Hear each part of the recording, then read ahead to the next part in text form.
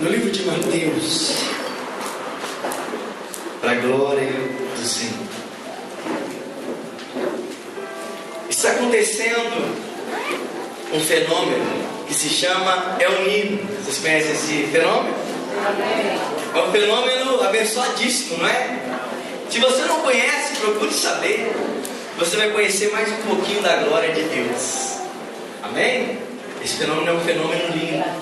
E uma das coisas que esse fenômeno faz é mudança em algumas regiões atmosféricas que produzem alguns movimentos oceânicos, nos mares e também atmosféricos. E uma das grandes mudanças que ocorre é uma mudança no vento. E terça-feira agora, nós tivemos uma mudança, vocês perceberam? Nós tivemos aqui no nosso bairro, na nossa cidade, no nosso país, rajadas fortes de vento. Nós chegamos na segunda, bem cansados, mas o nosso corpo estava indo para os horários de 6 horas.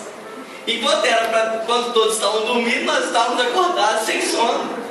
E Deus é tão maravilhoso que Ele fez a rajada de vento no dia que nós estávamos acordados.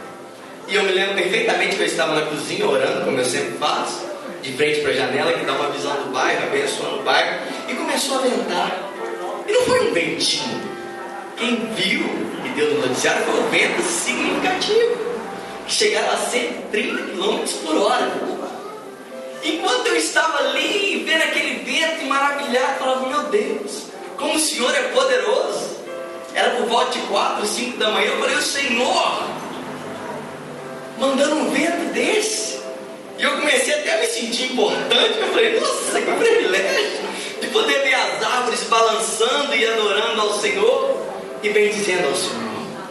E quando eu estava meditando ali no Senhor, o Senhor me deu essa palavra que eu quero trazer para você nessa noite. E por isso eu estou falando do El Niño. E por isso eu estou falando do vento. No livro de Mateus, no capítulo 8 e no versículo 23, fala algo sobrenatural.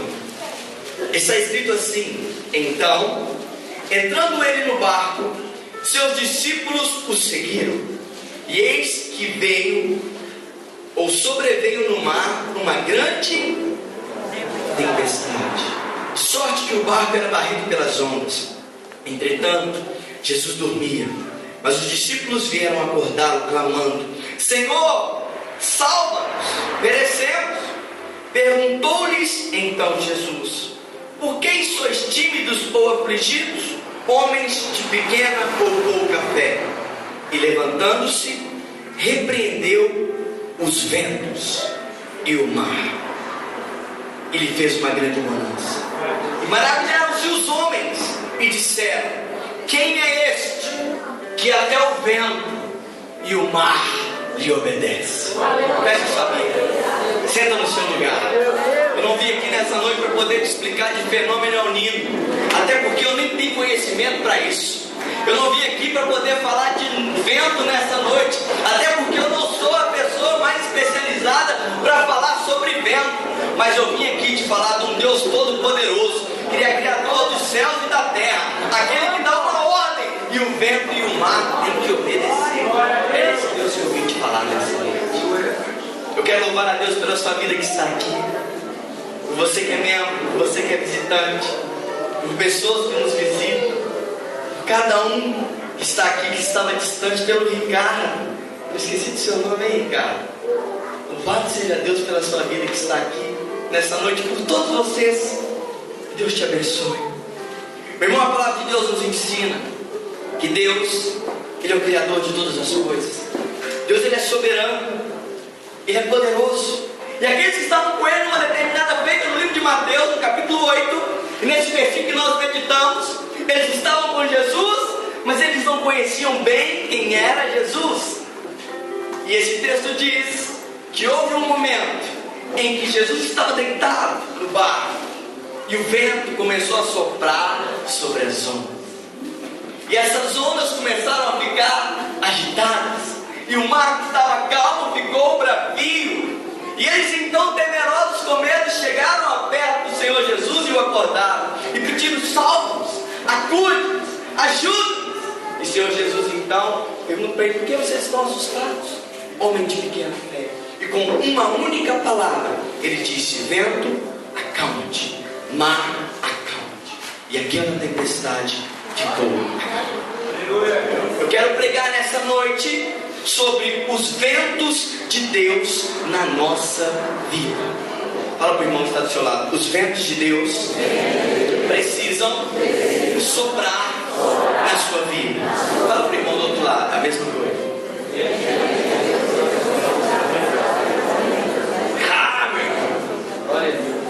Os ventos de Deus precisam de soprar sobre nós. É necessário que aquele vento, através de um fenômeno ou não, agitasse aquelas águas, para que Jesus pudesse mostrar e demonstrar o seu poder que ele tinha sobre todas as coisas. E eles ficaram atemorizados e falaram: quem é este que até o vento e o mar lhe obedecem? Passeando pela palavra de Deus, a começar do Gênesis, nós vamos ver grandes feitos da parte do próprio Deus, relacionados a ventos que mudaram a vida de grandes homens. Você não precisa de abrir, mas se você quiser você pode. No livro de Gênesis, no capítulo 8 e no versículo 1, fala-se de um vento muito importante na vida de um homem, na vida de uma nação que estava por vir, de um povo que estava para começar, o vento da parte de Deus. Em Gênesis capítulo 8, versículo 1, está escrito assim: lembrou-se Deus de Noé e de todos os animais selvagens e de todos os animais domésticos que estavam com ele na arca. Deus fez soprar um vento sobre a terra, e baixaram as águas, e fenderam-se as fontes do abismo, e também as comportas do céu, e a copiosa chuva do céu se deteve, e as águas escoaram. Nesse livro fala de um vento que Deus mandou para que o povo, a família de Noé, pudesse ter o livramento. A história de Noé é linda, e todos nós bem a conhecemos. É muito interessante quando Noé prega a todas as pessoas que estavam ali. Eles não acreditam, e Noé recebe da parte de Deus uma instrução de construir um grande barco, e assim ele faz. E ele queria que todas as pessoas fossem para aquele barco, mas eles não quiseram entrar. E então ele pega um de cada animal, o casal, e juntamente com a sua família, e entram para dentro da arca, e Deus sela a porta daquela arca. Mas há dois detalhes importantes, para não batermos muito nessa história, que me chama a atenção. Primeiro detalhe: nunca havia chovido sobre a terra. Ninguém conhecia chuva, ninguém conhecia água. Então, mais ainda, eles tinham uma desconfiança do que Noé estava pregando. Nunca choveu, agora que vai chover. Segundo ponto, e também muito importante: choveu durante 40 dias e durante 40 noites. Nesse tempo que a arca estava selada, com a família de Noé e com os animais que estavam ali dentro, a Bíblia nos relata que durante 40 dias e 40 noites choveram. Esse foi o tempo de chuva. E durante esse tempo a barca ou a arca ficou navegando, pairando para lá e para cá. E Noé então talvez estava sem direção. Talvez Noé começou a ficar preocupado, porque os dias iam se passando. Imagina, 1 dia, 2 dias, 5 dias, 10 dias, 20 dias, 30 dias, 40 dias e nada. E agora, meu Deus? Não tem comida suficiente. Aqui dentro o negócio está ficando um pouco apertado. E então ele começa a clamar ao Senhor, ao Deus dos céus. Aquela situação talvez era uma situação que preocupava Noé, porque Deus tinha dado uma ordem para ele. Ele estava no centro da vontade de Deus, mas a vontade de Deus tinha parado ali. Deus não tinha falado para ele como seria a posteridade daquilo. Talvez a sua vida, fazendo um paralelo, o primeiro dessa noite, seja parecida com a vida de Noé. Você ouviu Deus te chamar, e Deus te chamou. Deus te deu um direcionamento, você aceitou o direcionamento e fez segundo o que Deus tinha te ordenado.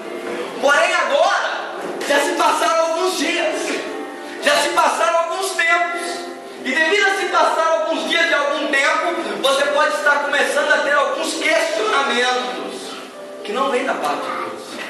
Eu acredito, a Bíblia não diz isso, mas eu creio que Noé começou a ter esses questionamentos. Até quando eu vou ficar dentro dessa arca? Durante quanto tempo nós vamos sobreviver ainda? Por quanto tempo nós vamos viver aqui? Será que nós vamos perecer? Porque como só tinha água sobre a terra, Noé não tinha um direcionamento de norte, sul, de leste ou de oeste. Ele não tinha uma terra à vista para que ele pudesse direcionar para lá e para que ele pudesse aterrar ou repousar essa barca ou essa arca. E talvez a sua vida está assim, até mesmo que ainda no centro da vontade do Senhor, mas sem o direcionamento da parte de Deus, ou sem saber para onde ir. É interessante lembrar que Noé ele não tinha o controle da arca. E talvez você fale assim: não, pastor, Noé tinha o controle da arca. Meu irmão, eu quero te afirmar, Noé não tinha o controle da arca, porque quem tinha o controle da arca, da vida de Noé, era o próprio Deus. Talvez você pense: eu estou sem controle da minha vida, eu estou sem controle da minha casa, eu estou sem controle do meu ministério. E isso por um lado é até bom, porque Deus tem que ter o controle da nossa vida. Deus tem que nos direcionar. Até que chega um determinado momento, capítulo 8, versículo 1, o texto começa dizendo assim: e Deus se lembrou de mim. Irmão, é necessário que Deus se lembre de mim, e é necessário que Deus se lembre de você, porque quando Deus se lembrou de Noé, Deus fez com que viesse um vento ocidental, do ocidente para o oriente, e durante uma noite inteira ventou.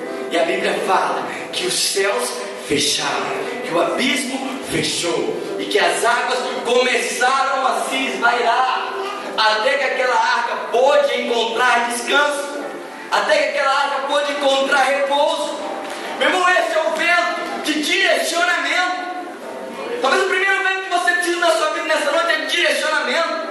Uma vida sem direcionamento, sem saber se vai para a esquerda ou se vai para a direita, sem saber se vai para frente ou se vai para trás, sem saber se fica parado ou sem saber se anda. Talvez essa é a situação que você está vivendo nessa noite, de inquietação, de ansiedade, não tem um direcionamento da parte de Deus. Bata no peito e fala assim: eu preciso ter a minha vida direcionada pelo próprio Deus. Você precisa, eu preciso, nós precisamos ter a vida direcionada pelo próprio Deus. Meu irmão, Deus precisa direcionar a sua vida. Nós não temos tanto tempo de ficar errando para poder aprender o que é certo. Nós não temos tanto tempo para poder ficar desperdiçando em realizar os nossos deleites e as nossas vontades. Nós temos que dedicar e focar o nosso tempo na palavra do Senhor, para que o Senhor nos direcione, para que Ele tome o curso da sua vida. Sabe aquelas indagações: será que eu fico no trabalho ou será que eu saio? Será que eu continuo casado ou será que eu separo? Será que eu fico nessa igreja se eu mudo de igreja? Será que eu dou esse dízimo ou não dou esse dízimo? Irmãos, questionamentos que a falta é Deus. Precisamos de ter Deus no centro da nossa vida, para que esses questionamentos se tornem respostas de Deus para nós. Nós precisamos entender que Deus precisa direcionar. Feche os seus olhos, põe uma das suas mãos na sua cabeça e fala: meu Deus, me dê direcionamento. Fala: meu Deus, me direcione. Fala: meu Deus, me dê direcionamento. Fala: meu Deus, me direciona. Fala: meu Deus, me dê direcionamento. Fala: meu Deus, me direciona. E é isso que Deus quer fazer na sua vida. O primeiro vento é o vento do direcionamento. Eu ministro sobre a sua vida. E a partir de agora você vai começar a ter direcionamento. Talvez você não está nem conseguindo entender. Talvez você nem está na atmosfera que eu estou, que essa pregação está. Mas talvez o que você mais precisa na sua vida, ou talvez a única coisa que você precisa neste momento é de direcionamento. Só que nem você entendeu que você precisa de direcionamento ainda. Mas o Espírito Santo vai continuar trabalhando, e você vai entender quando os direcionamentos chegar. Você vai falar assim: glória a Deus, porque aquele dia eu tomei posse do vento de direcionamento, e ele soprou e a minha vida mudou. Aleluia! também sobre um outro vento. A Bíblia nos relata uma história de um povo que queria muito adorar o Senhor. E esse povo estava disposto a fazer tudo para bendizer ao nome do Senhor. Era um povo que estava cativo lá na terra do Egito. Naquela época existia um faraó, e eles sempre chegavam a Faraó direcionados por dois homens, Moisés e Arão. Esses dois homens direcionavam aquele povo para que aquele povo pudesse sair daquela terra que eles estavam oprimidos, cativos, e pudessem ser libertos e adorar ao Senhor numa nova terra, uma terra prometida. A palavra de Deus diz que por várias vezes eles chegaram diante desse faraó. Livro de Êxodo, capítulo 10, versículo 13. Por várias vezes eles chegaram diante de Faraó e pedindo a Faraó para que Faraó o liberasse e o abençoasse para que eles fossem adorar ao Senhor. Eu estou dizendo no texto que fala das 10 pragas que Deus mandou contra o Egito. Não sei se você conhece essa história, mas leia o livro de Êxodo que você vai entender. Eu quero fixar apenas na 8ª praga, que foi a praga dos gafanhotos. Repita comigo: a 8ª praga foi a praga dos gafanhotos. Êxodo capítulo 10, e o versículo é o de número 13. Estendeu, pois, Moisés o seu bordão sobre a terra do Egito, e o Senhor trouxe sobre a terra um vento oriental todo aquele dia e toda aquela noite. E quando amanheceu, o vento oriental tinha trazido os gafanhotos. Aquele povo estava chegando diante do faraó para que eles pudessem ir adorar a Deus. Eles não estavam pedindo nada demais, eles só queriam ir no lugar certo, sair do meio daquele povo idólatra, para poder estar no meio de um povo que adorasse ao Senhor, que era o seu povo. E o faraó, por muitas vezes, da primeira praga à 10ª praga, você vai ver que Faraó brincou com Arão, brincou com Moisés, brincou com o povo de Deus e brincou com Deus. E essa passagem que nós acabamos de ler, que fala da 8ª praga, a praga dos gafanhotos, fala que nenhuma dessas feitas, que Moisés chega diante do faraó e pede para que eles pudessem sair para poder adorar a Deus. Faraó então faz uma hora com eles e zomba da cara deles. Como que vocês querem adorar a Deus? Olha, nós queremos ir, nós, os nossos familiares, as nossas esposas, os nossos filhos, o nosso gado, os nossos animais, tudo que nós temos. Faraó fala assim: não, eu libero para vocês irem, você e todos os homens, o restante vão ter que ficar, ou todas as crianças, ou todas as mulheres. E a Bíblia fala que o coração de Deus girou contra o faraó. E Deus falou com Moisés: olha, Moisés, sai daí de onde você está, pega o seu bordão, o seu cajado e fere essa terra, porque eu vou mandar um vento, mas não um vento de bênção, um vento de maldição, para amaldiçoar este povo. E durante todo o dia e durante toda a noite ventou, e todos os gafanhotos que existiam na face da terra voaram para o Egito, de sorte que a palavra de Deus fala que não se conseguia ver um a outro, de tanto gafanhoto tinha sobre a terra. Deus mandou através de um vento. O que é interessante entender é que rapidamente o coração de Faraó mudou, e ele percebeu que ele tinha feito uma grande besteira e um grande erro. Ele manda chamar rapidamente Moisés. Moisés chega diante do Faraó e automaticamente Moisés reconhece que Faraó errou. Faraó reconhece o seu erro. Versículo 10, capítulo 10, versículo 19, ele fala com Moisés: Moisés, peça a Deus para retirar essa praga. Moisés então ora ao Senhor, pega o mesmo cajado, o mesmo bordão que ele tinha usado, e ele toca a terra. E a Bíblia fala no verso 19 que veio um vento ocidental de sobreforma mais forte do que aquele que tinha soprado, e varreu todos os gafanhotos da face da terra do Egito, e não sobrou nenhum gafanhoto. Não sei se você está conseguindo entender. Este é o vento da libertação. E o vento da libertação, ele tem duas vertentes, como aconteceu com o povo que estava lá no Egito, direcionado por aquele faraó. Às vezes é assim: você começa a vir na igreja e começa a orar por algum parente seu, algum amigo, Alguém, você começa a fazer uma campanha por libertação, por cura, por restauração. E você começa a pedir a Deus. E Deus então ele manda o vento. E ele começa a soprar. Só que, meu irmão, Deus não age do jeito que muitas vezes nós queremos que ele venha agir. Ele tem a forma dele de fazer. Ele tem a forma dele de agir. E aí você está clamando ao Senhor para que ele venha com bênção. E Deus começa a mandar maldição. Começa a mandar açoites. E você começa, ai meu Deus, o que está acontecendo? Você chega para Deus e fala assim, meu Deus, eu quero mais tempo para trabalhar na sua obra. Você chega lá no seu trabalho e você é demitido.